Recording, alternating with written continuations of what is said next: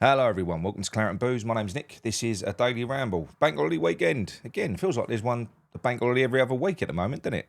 Which is good. Weather's a bit crap though, not like the last one. I hope you all have a good weekend. First and foremost, I hope it starts better than mine has. But I'll get into that. Before I do, however, as always, if you're new to this channel, please subscribe and drop a like on the video. It does really help us. And thank you so much to everyone that's jumped on board with the petition, stood together to drive the virus out of this club that is Sullivan and Brady. 3,000 people have jumped on board already. We need far bigger numbers than that, far more traction. So please keep on sharing it, keep on going. I'm going to keep on boring you with it as well. The first milestone for me is going to be 10,000. I'm not going to be happy until we get to 10. That's a serious number, and then from that point, other people will hopefully start building on that as well. I've already said I'm hoping that other channels hopefully go out there, grab bsout.co.uk and start marketing it as well. It's a petition for all of us, you know. So hopefully that happens. So I am going to go on to talk about the Jarrod Bowen story. I am.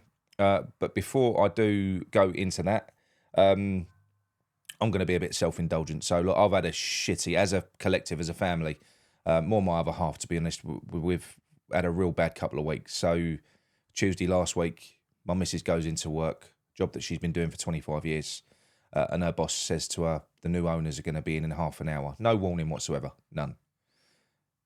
New bosses come in, within half an hour, they've made everyone in the office redundant within half an hour. You know, and when you've been in a business that long, you become institutionalised. You know, you don't. She doesn't like change as it is, so it's knocked us for 6 on that same day. I'm dealing with that, and I'm not paying due care and attention as I'm driving and talking on a hands-free kit, not with me phone in my hand, around the M25. Ran out of fuel, had to be recovered on that same day. Prior to this, the month before, our boiler packed up. We had to get our boiler sorted, which was ridiculously expensive.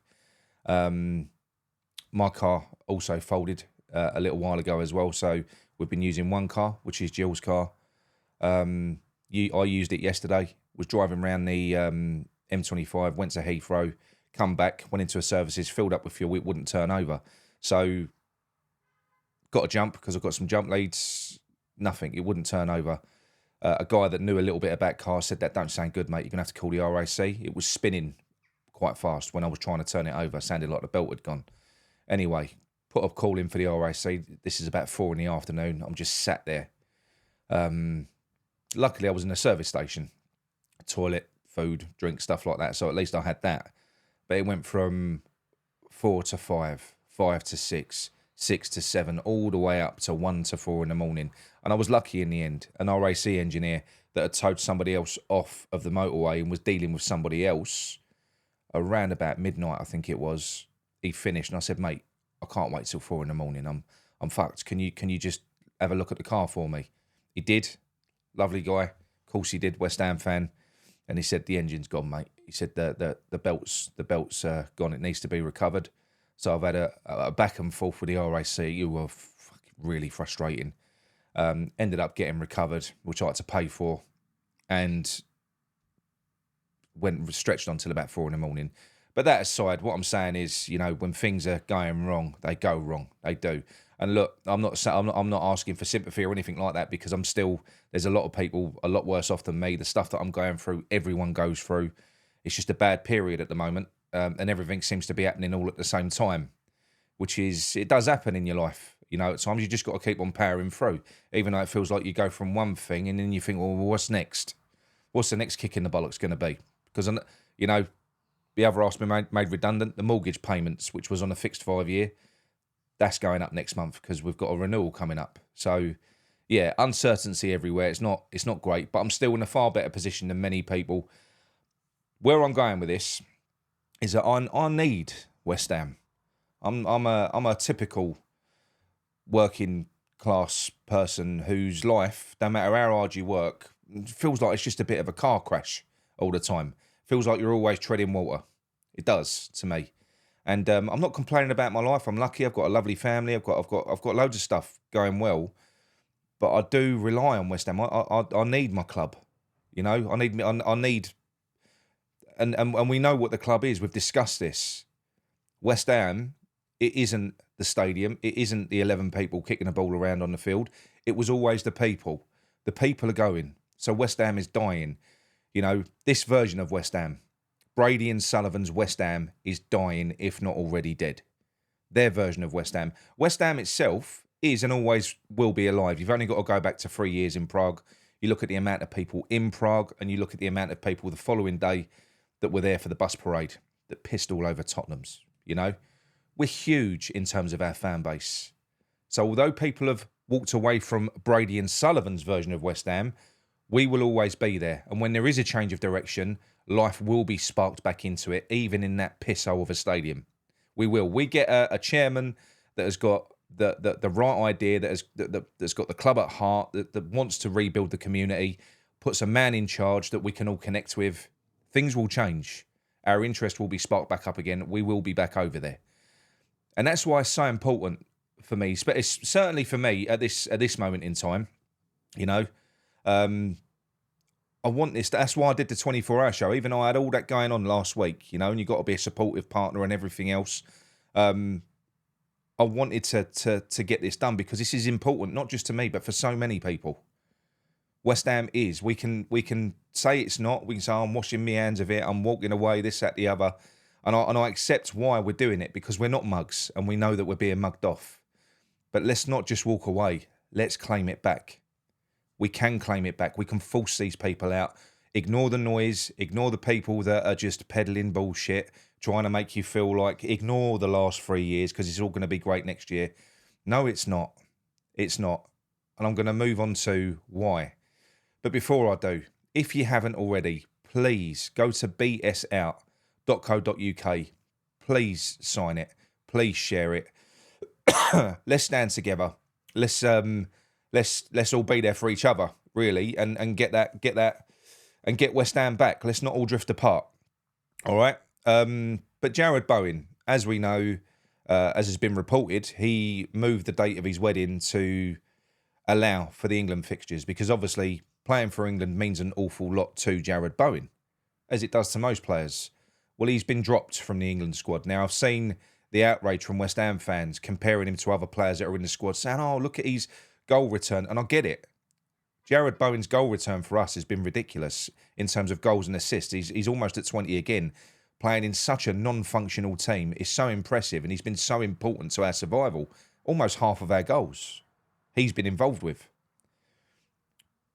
But you've got to be honest. He's playing for a second consecutive manager, particularly this one, that has not got the best out of him. You know, a good manager highlights, they play players to their strengths and they showcase their strengths and don't highlight their flaws. That's how you end up with players worth an awful lot of money. All Potter's done, in my opinion, is highlight Bowen's flaws. He's made him look completely bang average as a forward player for massive portions of games by repeatedly playing him in a position that he's not suited to, with little support. And then in little periods of games when Potter's desperate, he'll shift him reluctantly back out to the right-hand side where he sparks into life. And not quite often does his usual, chops inside onto his left, gets us a goal. He's lethal. But what he's done is he's made him look like a bit of a one-trick pony. This is the damage that managers like that can do. They don't elevate players. They bring them down to their level. Potter is an average manager. And I said when he came in that we will need to downgrade our squad to suit him. A mediocre squad for a mediocre manager. He can't work with big players. And this is a perfect example. He needs to take this completely on the chin. This is on him. He's ruining an England international here. And if I was Jarrod Bowen, and I'm a West Ham fan, because playing for England would mean an awful lot to me, I'd be thinking about my next move. I would 100% be thinking about my next move. And he will. Don't kid yourself. So it's all very well us saying, oh, it's all right, Paqueta goes, Alvarez goes, you know, players that maybe you haven't got as much of a connection with. They'll be all right. What about Bowen? What about if Bowen goes? Because he is being hindered just as much as these other players. You know, these elite players that can play, the majority of them could play in a lot of the top teams around Europe. They are being suffocated. Their levels are being dragged down. Their value as players is being dragged down. And let's be honest, we don't need these players to be shit. We don't. To play the style of football that we've played for the last 3 years, you don't need superstars to play boring, pragmatic, careful, cautious, gutless football. You don't. You can do that with average workman-like players. In fact, you'll probably be more effective if you to play that style of football and that brand of football, you can get away with bang average players that will just be grateful for an opportunity to play in the Premier League. We don't need them to play this style. So is that what you want as West Ham fans? Because that's the path that we're taking. That is 100% the route that we're taking. I've already used Ipswich as an example. They've tried this experiment of coming up to the Premier League, spending 100 million on up-and-coming players, the best from the Championship, some good players from Europe. They got the odd, good one. Delap. I mean, they had a striker that we're never going to get one of that level, and they had a manager that was far superior to ours as well in McKenna. Well, look how that worked out for them, for Ipswich, and we're buying into. That's the right thing for us to do when we've got Brady and Sullivan managing player procurement, and you've got Macaulay and Potter driving player identification. I don't see how this is going to work out well. Even if it does, it's going to be bang average. People talk about Potter's. He played good football when he was at Swansea. They finished 11th. Mid-table. 11th. He ain't a winner, this guy. He's just not. He's careful. He's pragmatic. Look at how careful he's been at the tail end of the season with virtually no pressure on him compared to next year. None.